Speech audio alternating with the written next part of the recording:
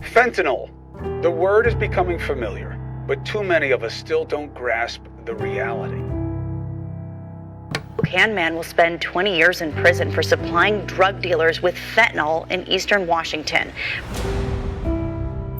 A huge drug seizure in Orange County. The sheriff there says they found so much fentanyl that it was enough to overdose every person in Orange County. And authorities say the problem's getting worse. KCAL 9 Orange County reporter Stacey Butler.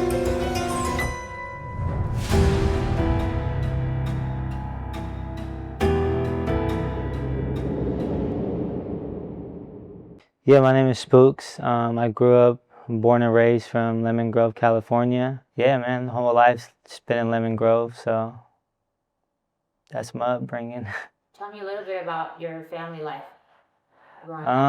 Family life, I had both my parents, so I feel like I was always a lot more privileged than a lot more people, because, you know, a lot of people around me always told me their parents were divorced or they didn't have their dad or like stuff like that. So I feel like I was always a lot more privileged, but I had a good upbringing. You know, I'm the middle child.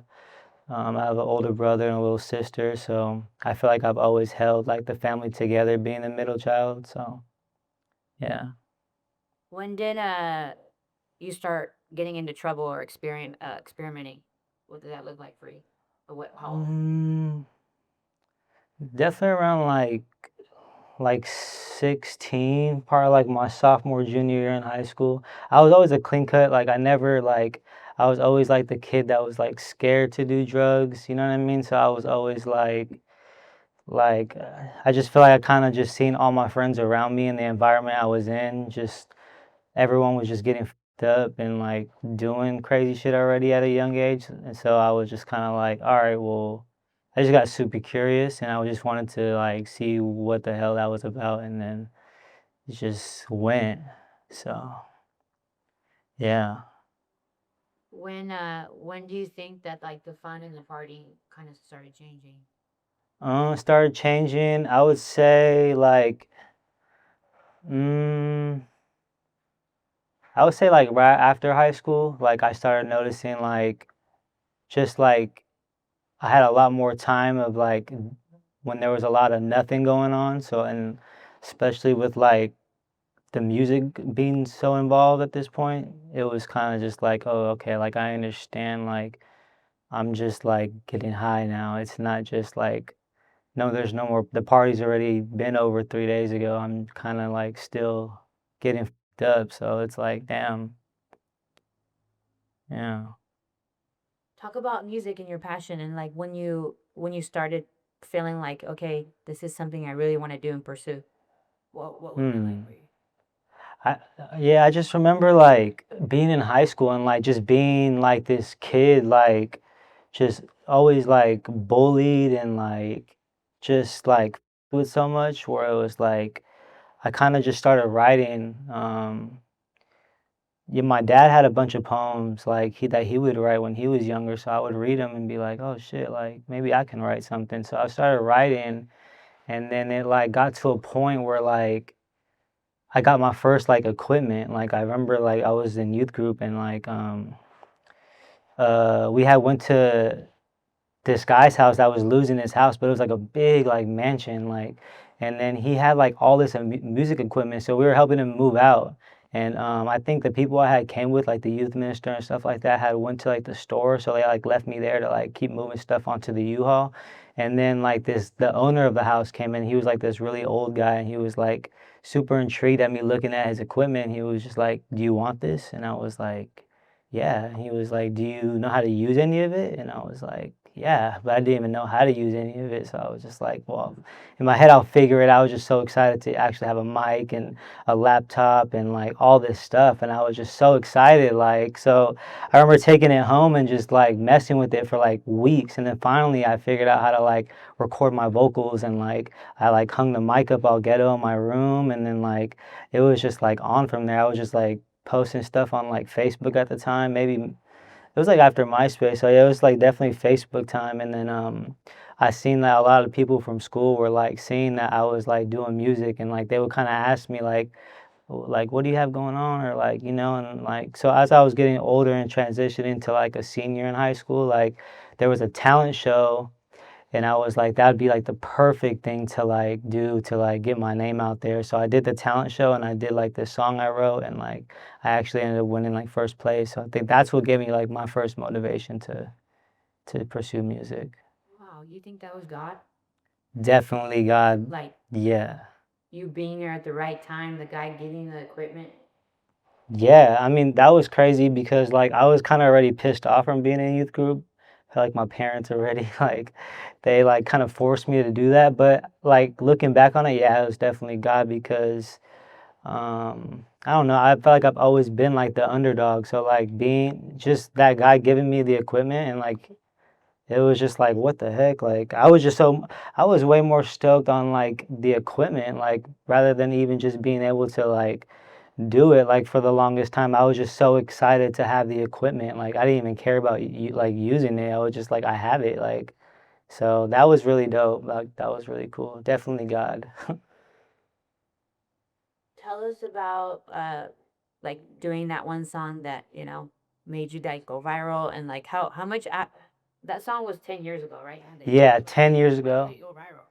it went viral. Like, all right, so like the way it came about was like it was me, Rob, Jay Davis, were on that song together. We were just chilling at my crib. It was like a year after high school, and we were just chilling, like, and we were actually like so broke at the time. We probably had like $5 each in our pocket. And I remember like Rob and us were like, "Yo, let's go and rob this house down the street." And we can plan to go rob this house. We like had watched it for like a week previously, so then we were just kind of like, should we do it? Like, and then like I remember like right when we just pulled up in front of the house, like cops already like had showed up like 5 minutes later. We were just like being stupid, chilling in front. And then so it didn't happen. So we didn't even get in trouble. They were just like, we already know what you guys are trying to do. So then we went back to my house and we were just chilling. And then like I remember Davis had pulled up the beat, like it was on SoundCloud or YouTube. It was from this producer named Perp Dog, and he was just like, and we were just like all immediately like we're like, oh shit, like the whistle, like definitely just how it catches everybody else, the whistle caught us, and we're just like this beat's dope as fuck. Like, all right, so we were just super stoked on that. So we called the studio. We're like, yo, we got like $15, bro. Like, what can we do? He's like, man, like I'll give you guys like an hour, like just come on, like by. So we drove all the way to Otay.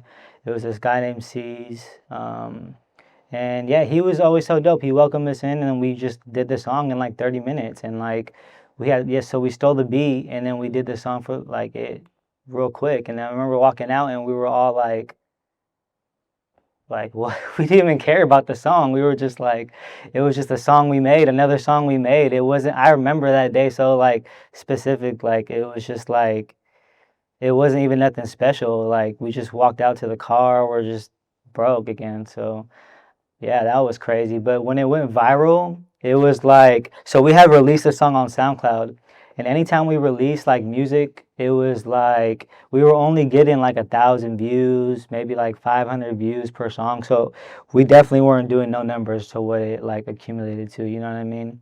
And then it got to a point where like the first week it had like hit like 50 or like 75K, and we're like, what the fuck? Like this is crazy. Like, and then it got to a point where it was like after a month, like it was like at like 250K or something, like just crazy. And we were like, dude, are we onto something? Like, what's going on? Like, so then I remember like me and Rob were like, yo, let's throw a show. Like, so we actually came to Logan, like, and when I was younger, like I used to like push a lawnmower up the street and like knock door to door, like to get people to like pay me to work. So I was like, bro, let's just go knock door to door. And all day long, everybody said no, no, no. And then the last door we knocked on, this guy named Dave was like, yeah, like just this cool old guy, man. Like, and he was like, yeah, like for sure. Like, you guys want to throw a show? Just pay me like $200. Or like that, like perfect. And then like the song was just like rising. It was just going. Like we didn't even really have no content, nothing behind it. We were just like posting it. People were just like posting it all the time. Like everyone was retweeting on Twitter. Everyone, it was just going crazy, going viral by itself.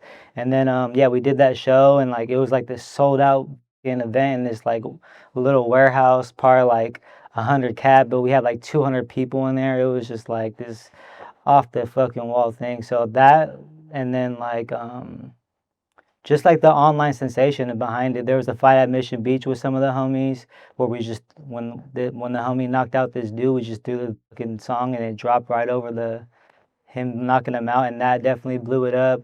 Kylie Jenner had posted on her Snapchat. There was so many like it was just random shit, and we were just like, "What the is this real?" Like, it was crazy. But those are like what I can remember how it went viral. And so that you were like a peak right there, you know, in Definitely, your creativity and just feeling like on a high.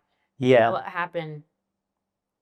A fast cap of like what happened from then to like Um, yeah. So like, it went up so fast. Like, it almost felt like we didn't like. Personally, I felt like I didn't even like get to experience it. It was just like this fucking roller coaster all the way up, and then like we're in rooms with these big artists and like just big ass studios in LA. Sony's hitting it up. We had a deal with Sony. Like, it was just this crazy thing. And then like, but as fast as it went up, it was like, or like as much of a blessing as it was to me, like it was my biggest downfall because like I just felt like we had hit the lotto and like I just wasn't ready for that. I was just this like kid that just got done being bullied in school and like so there was nothing that I even like faced yet. It was just like boom, fame, girls, all this drugs and just crazy stuff. So like I didn't even get a chance to like fully like digest any of it. It was just kind of like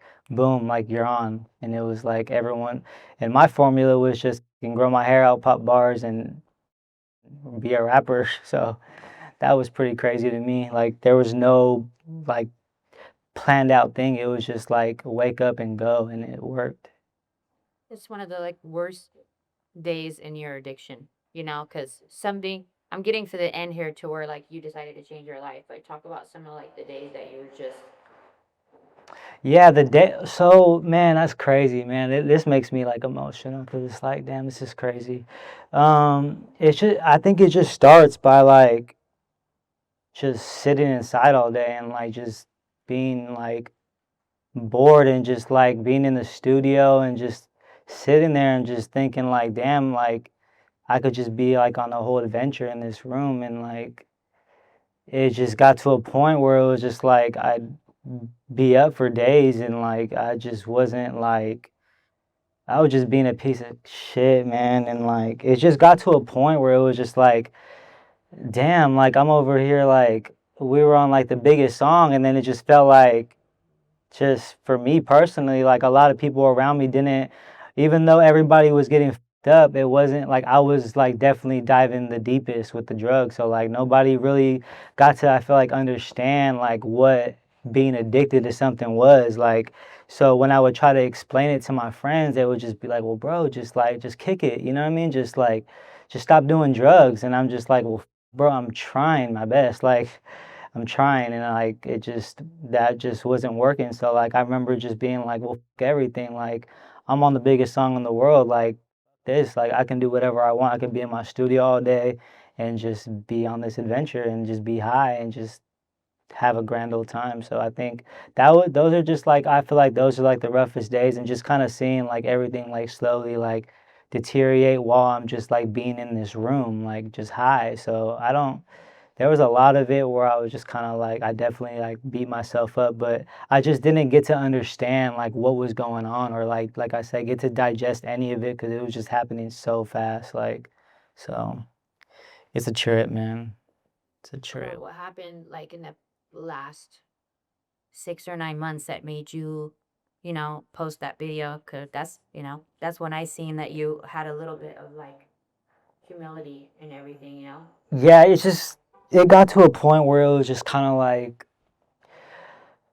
obviously I was still using like there was there would be times when I'd be like I would just be high enough to be like okay like I need to there was something in the back of my head that was just like you need to address like what's going on like there was just a lot of shit where it was like I wasn't doing the right business and I wasn't moving correctly. I was just kind of being a piece of shit in my addiction and like anytime I got high it was just kind of like man like it just wasn't fun anymore. It just got to a point where I was like, man, like you need to address what's going on. Like people, like you can't even release music without someone saying something, or like it just got to that point. So I remember just like just I remember I got high one day and I was just like, yo, like, and it was just eating me alive. So I was like, I need to like post something. I need to like something real and raw and like straight to the point. So I was just like, yo, like, I kind of just addressed my Instagram and was like, hey man, like, just I gave everybody the chance to just go in on me and just like, hey, like, I don't even care like what it is I did to you or like any of that. Just can comment it if it's gonna make you feel better, whatever it is I did. This is your chance to go in on me, and people were going in on me, and like so um I think I felt like a little bit of like relief, even though I was still high into my addiction. But yeah, Clea reached out, Crooked Saints, Dollface Club, they reached out, and Clea specifically was just like, yo, like pretty much like without saying it, but like screw it, all these people, like if you want to get clean and stay clean, like hit me up, DM me. So I DM'd her and I was like, and I had already been talking to Clea prior, like, but I can tell like she wasn't like with the vibe, because I was definitely just caught up in my addiction and I would just be high messaging her probably. So that just like that was pretty crazy. But yeah, so I DM'd her and like I was just like, yo, like I do want to like do this, and she was like, all right, well, if you can do this program, like then like we'll like move forward from there. And I was like, well, like I was kind of just like sat there for a couple hours and I was like, all right, man, this is it. I just need to go. I need to like go into a program. So she took me to this program called Crash, and I did it for 90 days. I completed the whole thing, and like that was actually one of those things where it was like I got to like fulfill something. It felt like I actually accomplished something for once in my life. Like all the music, the numbers, all that, like it's just like for me personally to see something through and not half-ass it, because that's how I felt with the music a lot of times. Like it just wasn't like, even though I was getting numbers and doing all that, it wasn't fulfilling. Like this was definitely fulfilling, and it got to a point where I was just like, all right, like this is real. Like this is God talking to me. I don't know, like I have the most like utmost respect for Clay and Travis, and they definitely helped me. But went through this program, and then I got out, and I just like kept calling them throughout the program too, like, yo, I'm getting like, is this for real? Like, are we gonna like see this? Like, what's gonna happen after all this stuff, man? So it worked out. I'm out now. I just transitioned out. Now I'm at the Crooked Saints house. So like I'm on my way, and I just feel so blessed and grateful for like everyone around me right now, and the community I'm involved in is super dope, man. So yeah, this is definitely like crazy talking about it, because I never even thought I'd even be like right here, man. Like just to sit right here and talk about it, it's like it's fucking crazy. Yeah.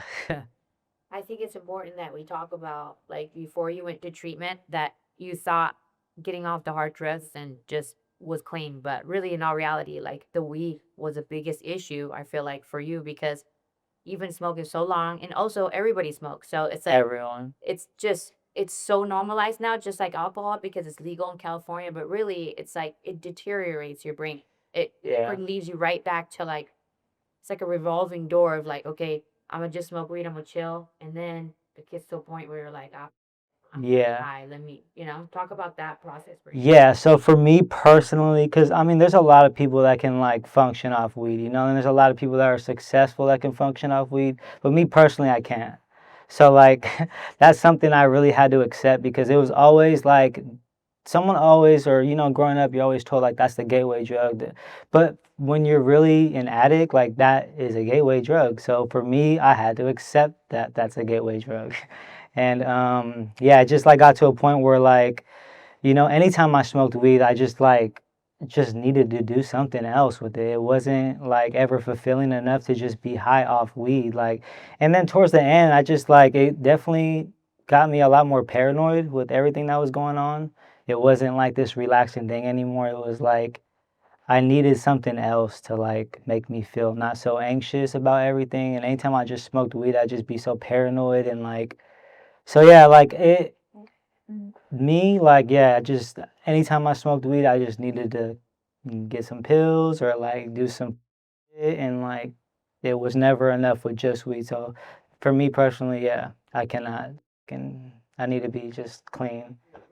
And you can still have fun though, you know what I mean? You can still have fun in your while you're recovering, dude. It's not this boring thing. I'm not just over here like getting stuck. Like I'm over here like I really feel like I'm living life for once in my life. And like that's the beautiful thing about it, because like it's not like this like Clay and Travis, they make it so fun. Like they like, everything we do as a family, and like that's what means the most to me, because I didn't want to just be a part of something that was like, oh man, like I had the song, had the fucking the views, all this shit, like, and then now like you see it with a lot of people in sports where like they kind of like mess up, and then like that's their only like that was their only shot. Like with music, it's like it's a universal language. So for me, like I feel like I'm just restarting now, and like now I'm on my way to like really probably make the best music I've ever made in my life while I'm being clean and like embracing the fuck out of just being this sober fucking guy. So yeah, dude, it's a trip, man. So if anybody watches this and offers him weed, just know it'll kill you. Yeah, do not offer me shit, because I'm gonna be up. Talk about like your dreams right now. Like what's like short-term dream, long-term dream? I mean, just like at first it was like when I got out of the program, it was just figuring out like, all right, what is music something I still want to do? But now, like a couple weeks later, it's like music is just on my mind 24/7. So it's like that's something I'm definitely pursuing no matter what. Like I'm never gonna give that up. Like I definitely want to see like where I can take it while being sober. And so that's my biggest motivation right now, is just like seeing where I can do like while being sober, like, and being a fucking great person. Like, yeah. So fuck being this spooks guy. And We'll circle back, this is like the beginning. yeah, This is just you fresh out, and then yeah, go back in the year and see, where you're at physically, mentally. for sure. Because right now you're in this place where you're just out in the free world, and it takes a minute to get used to it, but Yeah, you're for already sure. driving. We love you so much. No, I love you. Both you and Travis definitely saved my life. So thank you guys for everything. Yeah, man. Yeah, no, God, yeah. love you too, bro. What's your life look like a little bit today? Like, now you're going to church, like, are you open to that? You've got a sponsor, like you're actually like pursuing like working on yourself. It's more than the thing with recovery, it's more than just sobriety. You know Yeah, what I mean? yeah, There's a difference between sobriety and recovery. yeah, And right now, like I feel like you're on a really good path, like where you're working towards recovery. yeah. So like like in the back, like for me, like I'd rather be the corny fucking rapper than this drugged out like piece of shit. Like, you know what I'm saying? So like I'd I'd only ever pray like when shit was bad. Like when shit was bad, I'd only ever pray. So like for me, like to be able to like go walk into these places with a clear, sober mind, and like the brothers that I have around me, it like makes me feel like a high that I've never felt, where it's like I don't feel like I have to go fucking rob somebody or like do some fucking stupid shit where I gotta crash out about it and then like wake up and be like, man, like, so like just being a part of like recovery, because sobriety, it like it could sound so boring and like just like, oh, I gave up and I'm just a sober guy now, but not. But being in recovery and actually like beginning to like, I'm gonna start working my steps and stuff like that. Like that makes me like so like motivated and inspired to like just to go out there and do it again. So like, yeah, man, having a sponsor and like going to church and just being a part of this dope ass family, it's like, it really makes me feel like, damn, like I'm on my way. Yeah. I love you guys. Yeah, I love you guys. Yeah. That's perfect, right? Yeah. You killed it. Thank you. You want to go. Oh, that was so good. Don't worry. Thank you. And don't forget, Quentin Tarantino owns half. Yeah, Really? yeah, he owns half, man. No And way. if you see this ever, bro, we have your cease and desist letter framed.